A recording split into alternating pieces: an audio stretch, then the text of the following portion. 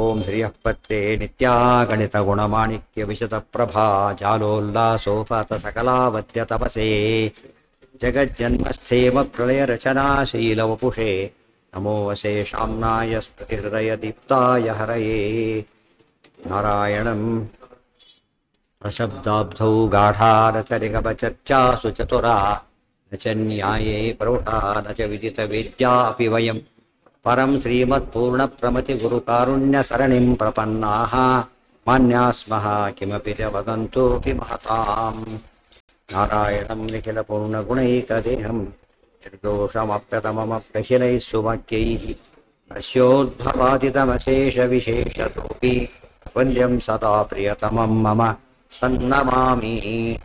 ಓಂ ಓಂ ಅಥಾತೋ ಬ್ರಹ್ಮಜಿಜ್ಞಾಸಾ ಓಂ ಕುಪಿತಾ ಹಿ ಫಣಚ್ಛಾಯಾ ಸಮೀಕೃತ್ಯ ಪರಂ ಸುಖಂ ಸೇವಂತೆ ಯತ್ಪದಂ ಧೀರಾಃ ತಮುಪಾಸೇ ಶ್ರೀಯಃಪತಿ. ಮತ್ತೆ ಹೇಳಿದರು, ಸ್ವಾದರ ಸರ್ವಜಂತೂನಾಂ ಸಂಸಿದ್ಧೋ ಹಿ ಸ್ವಭಾವತಃ ತತೋ ಅಧಿಕಃ ಸೋತ್ತಮೇಷು ತದಾಧಿಕ್ಯಾನುಸಾರತಃ ಕರ್ತವ್ಯೋ ವಾಸುದೇವಾಂತಂ ಸರ್ವಥಾ ಶುಭಮಿಚ್ಛತ. ಅಂದರೆ ನಮ್ಮದೇ ಅನುಭವ ತಂದುಕೊಡ್ತಾರೆ. ನಮಗೆ ಪ್ರೀತಿ ಇದೆ ತಾನೇ, ಅದಕ್ಕಿಂತ ಹೆಚ್ಚು ಗೌರವ ಪ್ರೀತಿ ಯಾರಲ್ಲಿರಬೇಕು? ಸೋತ್ತಮರಲ್ಲಿರಬೇಕು. ದೇವರ ಹೈಯೆಸ್ಟ್ ಆದ್ರಿಂದಾಗೇನೆ ಅವರಿಗೋಸ್ಕರ ಪ್ರಾಣ ಕೊಟ್ಟು ಏನೇನೋ ಆಶ್ಚರ್ಯ, ಅಷ್ಟು ಭಕ್ತಿ ಅವರಿಗೆ ಬರುತ್ತೆ.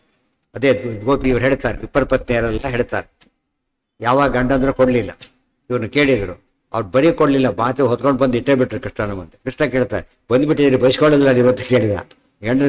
ನಾನು ಕೃಷ್ಣ ಅದಕ್ಕೆ ಹೌದು, ಗಂಡಂದ್ರು ಬೈಬಾರ್ದವೆಲ್ಲ ಸರಿನೇ, ಆದರೆ ನೀನು ಸರ್ವೋತ್ತಮ, ನಿನಗೆ ವಿರೋಧ ಮಾಡಿದಾಗ ನೀನು ದೊಡ್ಡವನಾಗ್ತೀನಿ ನೋಡಿ. ಹೇಗೆ ಚೇಂಜ್ ಆಯ್ತು. ಈಗ ಬರೀ ಅವರು ದ್ರೋಹ ಮಾಡೋಂಗಿಲ್ಲ, ಅದಕ್ಕಿಂತ ಭಾರಿ ದೊಡ್ಡವರು ದ್ರೋಹ ಮಾಡಿದಾಗ ಅದಕ್ಕೆ ಬೆಲೆ ಇಲ್ಲ. ನಾವು ನಿನ್ನ ಭಕ್ತರು, ಅವರು ಗಂಡಂದ್ರಾಗ್ಲಿಕ್ಕೆ ಅನುಗ್ರಹ ಕಾರಣ. ಆದ್ರಿಂದ ಈಗ ನೀನು ದೊಡ್ಡವನಾಗ ಅವ್ರು ದೊಡ್ಡವರಾಗಲ್ಲ, ಆದ್ರಿಂದ ನಾವು ಕೇರ್ ಮಾಡೋದಿಲ್ಲ ಅಂತೀನಿ. ಮುಂದೆ ಕೃಷ್ಣ ಆಯ್ತು ಏನೂ ಆಗಲ್ಲ ಹೋಗ್ಬೇಡಿ ಅಂತ ಕಳಿಸ್ಕೊಟ್ಟೆ, ಏನೋ ಆಗಲೂ. ಕರ್ತವ್ಯೋ ವಾಸುದೇವಾಂತಂ ಸರ್ವಥಾ ಶುಭಮಿಚ್ಛತ. ನಮ್ಮಲ್ಲೂ ಕೂಡ ವೆರಿ ಸಿಂಪಲ್, ಅದು ಮಾತಾಡ್ತಾ ಕೂತಿರ್ತಾನೆ ದೊಡ್ಡವ್ರ ಹತ್ರ, ಅವರೇ ದೊಡ್ಡವ್ರು ಬರ್ತಾರೆ, ತಕ್ಷಣ ಏನು ಮಾಡ್ತಾನೆ ಎದ್ದೆತ್ತು ಅವ್ರ ಹತ್ರ ಮಾತಾಡ್ಸಿ, ಇವ್ರು ನನ್ನ ಹತ್ರ ಬಿಟ್ಟು ಅಲ್ಲಿ ಕಂಟಿನ್ಯೂ ಮಾಡು ಅಂತ ಹೇಳೋದಿಲ್ಲ, ಆಮೇಲೆ ಮಾತು ಮುಗಿಸ್ಬಿಡು ಅಂತ ಹೇಳ್ತಾರೆ. ಅವ್ರು ಇನ್ನೊಂದು ದೊಡ್ಡವನು ಅವ್ರ ಹತ್ರ ಶುರು ಮಾಡಿ, ಇವ್ರು ಬಿಟ್ಟುಬಿಟ್ಟ. ಮತ್ತೆ ಸಿಂಪಲ್ ಆನ್ಸರ್, ಯಾಕೆ ದೊಡ್ಡತನ ಬಂದು ಇವ್ರನ್ನ ಏನು ಮಾಡುತ್ತೆ, ಸಹಜವಾಗಿ ಮೇಲೆ ಕೆತ್ತಾರೆ. ಶುಭ ಹರಿಕತೆಯಲ್ಲಿ ಏನು ಹೇಳಿದ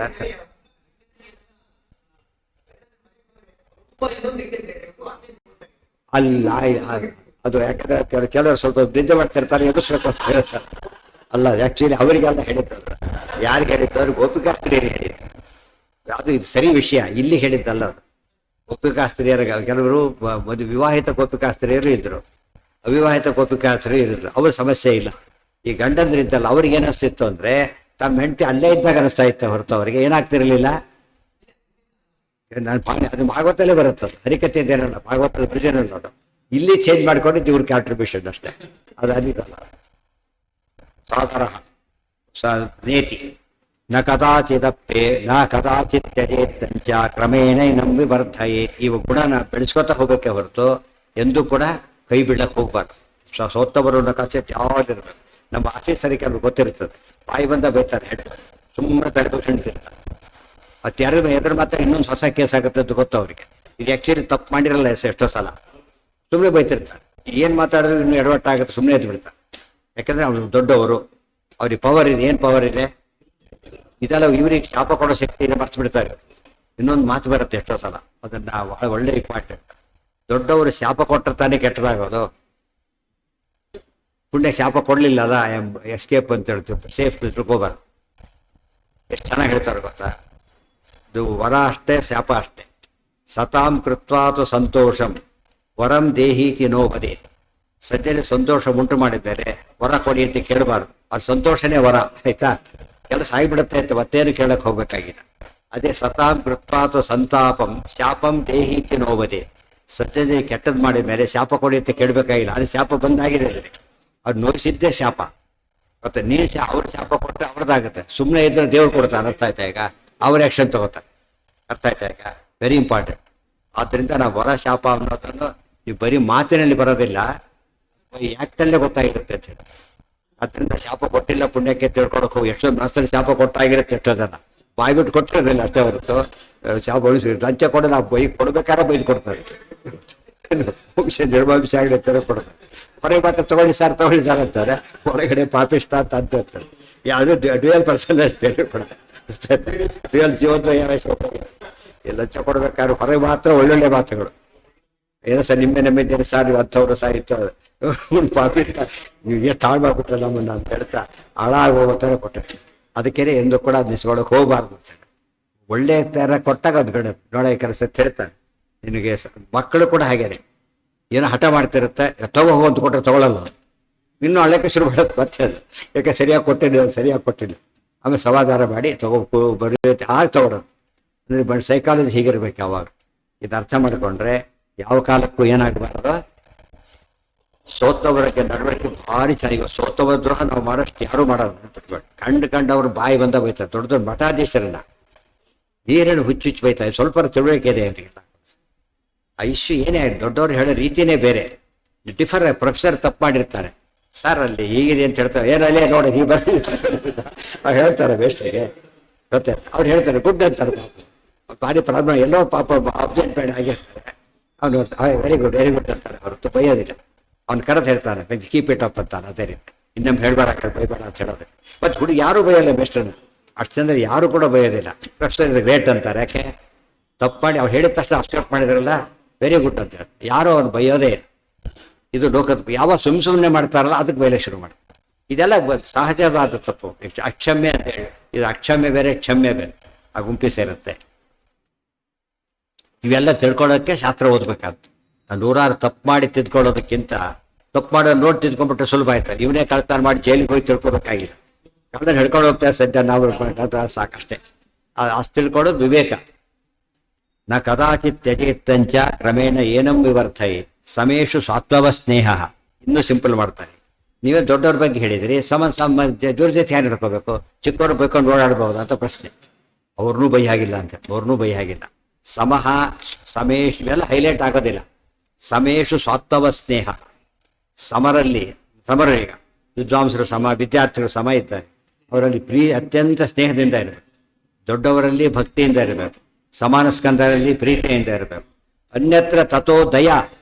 ಮೂರಾಯ್ತು, ದೊಡ್ಡವ್ರು ಹೇಳಿ ಆಯ್ತು. ಸಮಯ ಉಳಿದಿದ್ದಾರೀಗ ಚಿಕ್ಕವರು ಅವ್ರ ದಯ ತೋರಿಸಿ ಅಂತ ಹೇಳ್ತಾರೆ.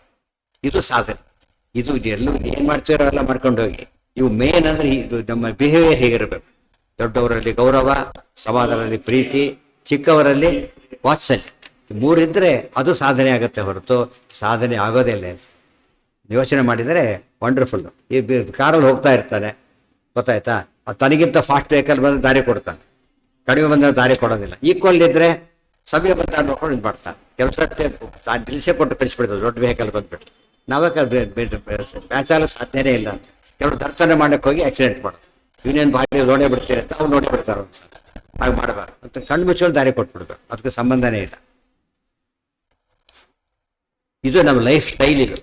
ಇದನ್ನು ಫಿಲಾಸಫಿ, ದೊಡ್ಡದು ಫಿಲಾಸಫಿ. ಇಂಥದ್ದೆಲ್ಲ ಹೇಳದೆ ಬಿಟ್ಟು ಬಿಡ್ತಾರಾದ್ರಿಂದ ಜನಕ್ಕೆ ಅದು ದುರಹಂಕಾರ ಎಲ್ಲ ಶುರುವಾಗುತ್ತೆ. ದೊಡ್ಡವ್ರ ಮೇಲೆ ದ್ವೇಷ, ಸಮಾಜದಲ್ಲಿ ಅಸೂಯೆ, ಚಿಕ್ಕವ್ರ ಮೇಲೆ ಅಸಡ್ಡೆ, ಕತೆ ಮುಗಿತಲ್ಲ. ಇನ್ಯಾವ ಉದ್ಯೋಗ ಎಲ್ಲದೂ ಅಪೋಸಿಟ್ ಮಾಡ್ತದೆ. ಯಾರು ಚಿಕ್ಕವ್ರಿಗೆ ನೀನೇ ನನ್ನ ಕೇಳಕ್ಕೆ ನೀನೇ ಅವನಯ್ಯ ಇಷ್ಟಿದೆಯಾ ಹೋಗ್ಬೇಕ. ದೊಡ್ಡವ್ರು ಬಂದ್ಬಿಟ್ರೆ ದ್ವೇಷ, ಇವ್ನು ಏನು ಭಾರಿ ಬೀಗ್ತಾ ನೋಡಿದ್ರ ಸುಳ್ಳು ತಾರೀಕಿಗೆ ಅವ್ರು ಬೀಗ್ತಾ ಇಲ್ಲ ಪಾಪ. ಸಮಾಧಾನ ಬಂದ್ಬಿಟ್ರೆ ಒಂದು ಕೈ ನೋಡೇ ಬಿಡ್ತೀನಿ, ನನ್ನ ಮೀರಿ ಹಾಕ್ತೋ ನೋಡೇ ಬಿಡ್ತೀನಿ. ಇದು ನಮ್ಮ ನಿತ್ಯ ಜೀವನ ಸ್ಟೈಲ್ ಆಗಿಬಿಟ್ಟಿದ್ರಿಂದ ಮೋಕ್ಷಕ್ಕೆ ಹೋಗೋ ಚಾನ್ಸ್ ಇದೆಯಾಗ ಸಾಧ್ಯನೇ ಇಲ್ಲ. ಕರ್ತವ್ಯ ಇತಿ ವರ್ತತೆ ತತ. ಅದಕ್ಕೆ ಟ್ರಾಫಿಕ್ ರೂಲಲ್ಲೂ ಲೈಫ್ ರೂಲ್ ಗೊತ್ತಾಗುತ್ತೆ. ಟ್ರಾಫಿಕ್ ರೂಲ್ನಲ್ಲಿ ಲೈಫ್ ಹೇಗಿರ್ಬೇಕು. ನಮ್ಮ ವೆಹಿಕಲ್ ಬೇರೆ, ನಮ್ಮ ದೇಹ ಬೇರೆ, ಅವ್ರ ದೇಹ ಬೇರೆ. ಯತಿಗಳಿದ್ದಾರೆ, ಅವ್ರ ದೇಹ ಕ್ವಾಲಿಟಿನೇ ಬೇರೆ. ಅದಕ್ಕೆ ನಾವು ದೇಶ ಬೇಡಕ್ಕೆ ಹೋಗ್ಬಾರ್ದು, ಗೌರವ ಕೊಡಬೇಕು, ಬೇರೆ ಹೇಳಕ್ಕೆ ಹೋಗ್ಲೇಬಾರ್ದು. ಅದು ಅರ್ಥ ಮಾಡ್ಕೊಂಡಾಗ ವೆಹಿಕಲ್ ಅನ್ನೋ ಪದಕ್ಕಿರೋ ಅರ್ಥ ನಮಗೆ ತಿಳಿಯುತ್ತೆ. ದೋಷ ಪರಿತ್ಯಾಗಿ ಎಪಿ ಅಸ್ತಿ ವಿಶೇಷ ರಾಗಾದಯೋ ಸಂಸಾರ ಮುಂದೆ ಹೇಳ್ತಾರೆ. ಈ ದೋಷಗಳಲ್ಲಿ ಪನಿಷ್ಮೆಂಟ್ ಹೇಗಿರುತ್ತೆ ಅಂತ ಹೇಳ್ತಾರೆ. ತತ್ತಮೋಂಧಂ ಸಮೇ ಕೊನೆಗೆ ಆಚಾರ್ಯ ಬರೆಯೋ ಮಾತು ನೋಡಿ, ಇದು ಎಷ್ಟು ಇಂಪಾರ್ಟೆಂಟ್ ಬರೀತಾರೆ. ಕಾರ್ಯೈವಂ ಅಪರೋಕ್ಷೇಣ ದೃಶ್ಯತೆ ಕ್ಷಿಪ್ರಮೀಶ್ವರ. ಹೀಗೆ ಮಾಡಿ ನಿಮ್ಗೆ ಬೇಗ ಅಪರೋಕ್ಷ ಜ್ಞಾನ ಆಗುತ್ತೆ ಅಂತ ಹೇಳ್ತಾರೆ ಆಚಾರ್ಯ. ಗೊತ್ತಾಯ್ತಾ? ಹೀಗೆ ಮಾಡಿ ಅಪರೋಕ್ಷ ಜ್ಞಾನ ಆಗುತ್ತೆ, ಬೇಗ ಅಪರೋಕ್ಷ ಜ್ಞಾನ ಆಗುತ್ತೆ ಅಂತ ಅರ್ಥ ಆಯ್ತಾ? ಇದನ್ನು ನಾವು ಬಿಟ್ಕೊಂಡಿದ್ದರಿಂದ ಎಂದೂ ಅಪರೋಕ್ಷ ಜ್ಞಾನ ಆಗಲ್ಲ ಅಂತ. ನಾಳೆ ಬಾರಿಗೆ ಅಪರೋಕ್ಷ ಜ್ಞಾನ ಆಗೋದಿಲ್ಲ ಅಂತ ಈ ಮಾತೆಲ್ಲ ಅಂಡರ್ಲೈನ್ ಮಾಡ್ಕೋಬೇಕು. ಬೇಗ ಅಪರೋಕ್ಷ ಜ್ಞಾನ ಆಗಬೇಕು, ಬೇಗ ಆಗಬೇಕು ಅಂದರೆ ಈ ರೀತಿ ನಡ್ಕೊಳ್ಳಿ, ಬೇಗ ಅಪರೋಕ್ಷ ಜ್ಞಾನ. ಈ ವ್ಯಾಲಿಸ್ ಜನ ಏನು ಹೈಲೈಟ್ ಮಾಡೋದಿಲ್ಲ, ಆದ್ದರಿಂದ ಬರೀ ವಾದವಾದಗಳೇ ಹೈಲೈಟ್ ಆಗಿಬಿಡುತ್ತೆ, ಹೈಲೈಟ್ ಆಗೋದಿಲ್ಲ. ಬದ್ಧ ಸಿದ್ಧಾಂತದಲ್ಲಿ ಏನಿಲ್ಲ ಅಂದರೆ ಸಮಾಜದ ಬಗ್ಗೆ ಕಡಕಣಿನೇ ಇಲ್ಲ. ನೋಡಿದ್ರ ಬರೀ ಏನೋ ಮಾತಾಡ್ತಾ ಕೂತ್ಬಿಡ್ತಾರೆ, ಹರಿಸರ್ವತ್ತು ಒಂದು ಕೂಗ್ತಿರ್ತಾರೆ ಹೊರತು ಮೆಸೇಜೇ ಇಲ್ಲ. ಇದೆಂಥ ಮೆಸೇಜ್ ಇದು?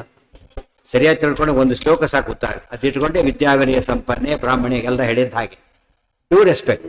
ಬ್ರಾಹ್ಮಣಿಗೊಂದು ರೆಸ್ಪೆಕ್ಟ್ ಇದೆ, ಆನೆಗೊಂದು ರೆಸ್ಪೆಕ್ಟ್ ಇದೆ, ಸಿಂಹಕ್ಕೆ ಭಾರಿ ರೆಸ್ಪೆಕ್ಟ್ ಇದೆ. ಬಂದು ಇವರೇ ಓಡೋಗಿರ್ತಾರೆ, ಅದರಿಂದ ಯೋಚನೆ ಇಲ್ಲ. ಆ ಥರ ನೋಡ್ಬೇಕು. ಹಸು ಬಂದಾಗ ಓಡೋದಿಲ್ಲ, ಓಡಿಸ್ತಾರೆ. ಹಸು ಬಂದಾಗ ಓಡಿಸ್ತಾರೆ, ಸಿಂಹ ಬಂದಾಗ ಓಡಿಸ್ತಾರೆ. ಅಂದ್ರೆ ನೀವು ಏನಾಯ್ತು, ಒಟ್ಟಿನ ಮೇಲೆ ಹೊಡೆದ್ರೆ ಕೆಡೋನೆ ಹೊರತು ಹಾಗೆ ಕೆಡೋದಿಲ್ಲ ಅಂತಾಯ್ತು. ಹಾಗಾಗ್ಬಾರ್ದು.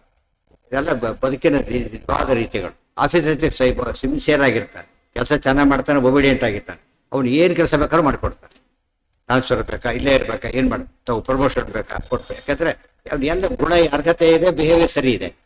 ಆಮೇಲೆ ಬಿಹೇವಿಯರ್ ಸರಿ ಇಲ್ಲ, ಅಲ್ಲಿ ದೊಡ್ಡ ಪ್ರಾಬ್ಲಮ್ ಇರೋದು. ಈಗ ನಡ್ಕೊಳ್ಳೋದು ಅಂತ ಬೈತಾರಲ್ಲ, ಇರಬಾರ್ದು. ದ್ವೇಷ ಪರಿತ್ಯಾಗೆ ಅಪಿ ಅಸ್ತಿ ವಿಶೇಷ ರಾಗಾದಯೋ ಹಿ ಸಂಸಾರ ತತ್ತಮೋಂಥಂ ವ್ರಜೇದ್ ವಿಷ್ಣು. ಹೀಗೆ ಮಾಡಿದರೆ ಬೇಗ ಅಪರೋಕ್ಷ ಜ್ಞಾನ ಆಗುತ್ತೆ. ಇಲ್ಲೋದ್ರೆ ಅಂಧಂತಮಸ್ ಆಗುತ್ತೆ, ಅದು ಬೇಗನೆ ಆಗುತ್ತೆ ಅಂತ ಹೇಳ್ತೀವಿ. ಅದಕ್ಕೂ ತಡ ಮಾಡಬೇಕಾಗಿಲ್ಲ, ಬೇಗನೆ ಆಗುತ್ತೆ. ವಿಷ್ಣು ಸಮತ್ವಂ. ಆದ್ದರಿಂದ ತಪ್ಪು ತಿಳ್ಕೊಳ್ಳೋಕೆ ಅಂದ್ರೇನು, ಈ ಗೌರವ ಹೀಗೆ ಕೊಡಬೇಕು ಅಂತ ಆಯ್ತಲ್ಲ. ಈಗ ಬ್ರಹ್ಮಾದಿಗಳದ್ದು ಎಷ್ಟು ಇದ್ದಾರೆ, ವಿಷ್ಣು ಎಷ್ಟು ದೊಡ್ಡ ಸಮ ಅಂತ ತಿಳ್ಕೊಂಡು ಮಾಡಿದರೆ ತಪ್ಪಾಗಲಿಲ್ವಾ? ತಪ್ಪಾಯ್ತು. ಎಷ್ಟೋ ಜನ ದೇವ್ರ ಪೂಜೆ ಹೊಸ್ದಾಗಿ ಕಲ್ತಿರ್ತಾರೆ ಪಾಪ. ಎಲ್ಲ ದೇವ್ರು ಲೈನಾಗಿಟ್ಟು ಅಭಿಷೇಕ ಮಾಡ್ತಾರೆ. ಹೊಸ್ದಾಗಿ ದೇವ್ರ ಪೂಜೆ ಕಲ್ತವ್ರು ಪಾಪ. ಅವ್ರಿಗೆ ಎಲ್ಲ ಬ್ರಹ್ಮ ವಿಷ್ಣು ಏನು ಸಿಕ್ಕರೆ ಅವರು ಲೈನಾಗಿ ತಾವು ಕೊಡೋದು ಬಾಕಿ ಜೊತೆ ಅಷ್ಟರ ಮಟ್ಟಿಗೆ ಮಾಡಿರ್ತಾರೆ. ಅವ್ರಿಗೆ ಪಾಪ ಭಕ್ತಿ ಇದೆ, ತಿಳುವಳಿಕೆ ಇದೆ. ಅವ್ರು ಹೇಳಿದ್ರೆ ತಿಳ್ಕೊತಾರೆ. ಕೆಲವು ಇಲ್ಲ, ಹಾಗೆ ಮಾಡ್ತಿದ್ರೆ ಹಾಗೇ ಹೋಗು. ಹಾಂ ಹಾಂ ಹಾಂ ನಿತ್ಯ ಸಂಸಾರ, ನಿತ್ಯ ಸಂಸಾರ. ತಮಸ್ಸು ಇವರಿಗೆ ಸಾಕು ಮುಕ್ತಿ, ಅವರಿಗಿದು. ಅವ್ರ ಔದಾಸೀನ್ಯ ಹೇಗಿರುತ್ತೆ ಗೊತ್ತಾ? ಅಲ್ಲ, ಅದೇ ನಾವು ಹೇಗಿರ್ಬೇಕು, ಹೌದಾ ಹೊಸವ್ರು ಬರ್ತಾರೆ ಅಂತ ತಿಳ್ಕೊಬೇಡ. ನಮ್ಗೆ ಬೇರೆ ವಿಷಯ ಗೊತ್ತಿಲ್ಲ, ಗೊತ್ತಾಯ್ತಲ್ಲ. ಅವ್ರ ವಯಸ್ಸು ನೋಡ್ತಾರೆ, ಅದಕ್ಕೆ ವಿದ್ಯಂ ಬಂದರು ವಯಃಕರ್ಮ ತೋರಿಸಿದ್ರು. ಅವ್ರ ವಯಸ್ಸು ನೋಡ್ತಾರೆ, ನಾವು ಸೀನಿಯರ್ ಗೊತ್ತಾಯ್ತು. ಯೋಗ್ಯ ನಮ್ಮ ತಲೆಗೆ ಅವ್ನು ಏನಂತ ಗೊತ್ತಿಲ್ಲ. ಈಗ ಸೀನಿಯರ್ ಮುಗಿದೋಯ್ತು ಅಷ್ಟು. ಈಗ ಅವ್ರು ರೆಸ್ಪೆಕ್ಟ್ ಕೊಟ್ಟರೆ ಆಯ್ತು. ಅವ್ನು ನಮಗಿಂತ ಶ್ರೀಮಂತ, ಅದು ಸರಿ, ದೊಡ್ಡ ಅಧಿಕಾರಿ, ಸರಿನೇ. ಇವೆಲ್ಲ ಹೆಲ್ಪ್. ವಿತ್ತಂ ಬಂಧು ವಯಃಕರ್ಮ ವಿದ್ಯಾಚೈವತು ಪಂಚಮಿ ಏತಾನಿ ಮಾನ್ಯಸ್ತಾನೆ. ಸ್ವರೂಪ ಗೊತ್ತಿದ್ದವ್ರಿಗೆ ಅದು, ಗೊತ್ತಿಲ್ಲದವ್ರಿಗೆ ಇದು. ಸಿಂಪಲ್ ಇದೆಯಲ್ಲ. ಇನ್ನು ವಯಸ್ಸು ಚಿಕ್ಕವ್ರ ವಯಸ್ಸಲ್ಲಿ ಗೊತ್ತಾಗ್ಬಿಡುತ್ತೆ ನಮಗೆ. ಚಿಕ್ಕವರಿದ್ದಾರೆ, ಅವ್ರಿಗೆ ಗೈಡ್ ಮಾಡಬೇಕು. ಚಿಕ್ಕವರಿಗೆ, ದೊಡ್ಡವರಿಗೆ ಗೈಡೆನ್ಸ್ ತಗೋಬೇಕು ನಾವು. ಸಮಾನರಿಗೆ ಹಂಚ್ಕೋಬೇಕು. ಅದು ಶೇರಿಂಗ್ ಬೇರೆ. ದೊಡ್ಡ ಜೊತೆ ಶೇರ್ ಮಾಡ್ತೀನಿ ಅಂದಬಾರ್ದು. ಅವರಿಗೆ ನಾವು ಕಲ್ತ್ಕೊತೀವಿ, ನಾವು ಇವರಿಗೆ ಕಳಿಸ್ಬೇಕು, ಅವ್ರಿಗೆ ತಿಳ್ಕೊಬೇಕು. ಅದಕ್ಕೆ ಆಚಾರ್ಯ ಎರಡಕ್ಕೂ ಉತ್ತರ ಕೊಟ್ಬಿಟ್ರು. ಸ್ವರೂಪ ಗೊತ್ತಿದ್ದವ್ರು ಹೀಗೆ ಮಾಡಿ, ಬರೀ ಸ್ವರೂಪ ಬ್ರಾಹ್ಮಣ ಇದ್ದಾನೆ, ಇವನು ಕ್ಷತ್ರಿಯ, ನ್ಯಾಚುರಲಿ ಬೇರೆ ಬಂದ್ಬಿಟ್ಟು ಅವ್ನ ಕೆಟಗರಿನೇ ಬೇರೆ ಆಗ್ಬಿಟ್ಟು. ಆ ರೀತಿ ಗೊತ್ತಿದ್ದ ಮನೆಯಲ್ಲಿ ತಂದೆ ತಾಯಿ ಇದ್ದಾರೆ, ಗೌರವ, ಭಯಂಕರ ಅಗೌರವ ತೋರಿಸೋದೇನೆ ಇದ್ದಾರೆ. ರಮಾ ಬ್ರಹ್ಮ ಶಿವಾದೀನಾಮಪಿ ಮುಕ್ತೌ ಕಥಂಚನ. ಅವ್ರು ಈಕ್ವಾಲಿಟಿ ತಿಳ್ಕೊಂಡ್ರೆ ಭಾರಿ ಪಾಪ ಇದೆ. ಮುಕ್ತಿಯಲ್ಲೂ ಒಂದಾಗ್ಲಿಕ್ಕೆ ಸಾಧ್ಯ ಇಲ್ಲ, ಸಮ ಆಗ್ಲಿಕ್ಕೆ ಸಾಧ್ಯ ಇಲ್ಲ. ನಾವಲ್ಲ, ಅವರೇ ಸಮ ಆಗೋದಿಲ್ಲ. ಕಿಮುತಾಧಿಕ್ಯ ದೃಷ್ಟೇ ತದಗುಣ. ಆದ್ದರಿಂದ ವಿಷ್ಣು ಸಮ ಅಂತ ಅವ್ರನ್ನ ತಿಳ್ಕೋಬಾರ್ದು. ವಿಷ್ಣುವಿಗಿಂತ ಮೇಲೆ ಅಂತ ತಿಳ್ಕೊಂಡ್ರಂತೂ ಸಾಧ್ಯನೇ ಇಲ್ಲ. ದೋಷವೇತ್ವರಭೇದಸ್ಯ ದ್ರಷ್ಟರು ದುಷ್ಟ ಸ ತಥೋಭಯೋ ಇತ್ಯಾಹ ಸಚ್ಶ್ರುತಿ. ಸತ್ ಅಂತ ಶ್ರುತಿ ಇದೆ ಒಂದರ್ಥ, ಉತ್ತಮ ಶ್ರುತಿ ಹೇಳುತ್ತೆ ಇನ್ನೊಂದರ್ಥ. ದೋಷವೇತ್ತು ಅಭೇದಸ್ಯ, ಯಾರು ದೋಷ ಹೇಳ್ತಾರೋ ಅವರಿಗೆ ಅನರ್ಥ. ಅಭೇದ ಹೇಳ್ತಾರಲ್ಲ, ಸಾಮ್ಯ ಹೇಳೋರಿಗೂ ದೋಷ, ಅಭೇದ ಹೇಳೋರಿಗೂ ದೋಷ. ಮತ್ತೆ ದ್ರಷ್ಟು ತಥೋಭಯೋ. ಇಲ್ಲಿ ಈ ದೃಷ್ಟು ಒಂದಕ್ಕೆ, ಆ ದೃಷ್ಟ ಒಂದಕ್ಕೆ. ದೋಷ ದೃಷ್ಟು ಒಂದು ದೋಷ, ಸಾಮ್ಯ ಅಭೇದ ದೃಷ್ಟು ಇನ್ನೊಂದು ದೋಷ. ಎಲ್ಲರಿಗೂ ಕೆಡಕಾಗತ್ತೆ. ಇತ್ಯಾಹ ಶ್ರುತಿ. ಶ್ರುತಿ ಹೇಳ್ತಾ ಇದೆ. ಮುಂದೆ ತೇನ ಇಷ್ಟನ್ನ ಹೈಲೈಟ್ ಮಾಡಿ ಸಾಕು ಸಿದ್ಧಾಂತನ. ಸಭೆಗಳಲ್ಲಿ ಶಿಷ್ಯರಿಗೆ ಅದೆಲ್ಲ ಹೇಳಿದರೆ ಸಭೆ ಅಲ್ಲ, ಸಮಾಜ ತುಂಬ ಮೇಲೆ ಬಂತು. ಅವ್ರು ರಿವೇರೇ ಚೇಂಜ್ ಆಗಿಬಿಡುತ್ತೆ.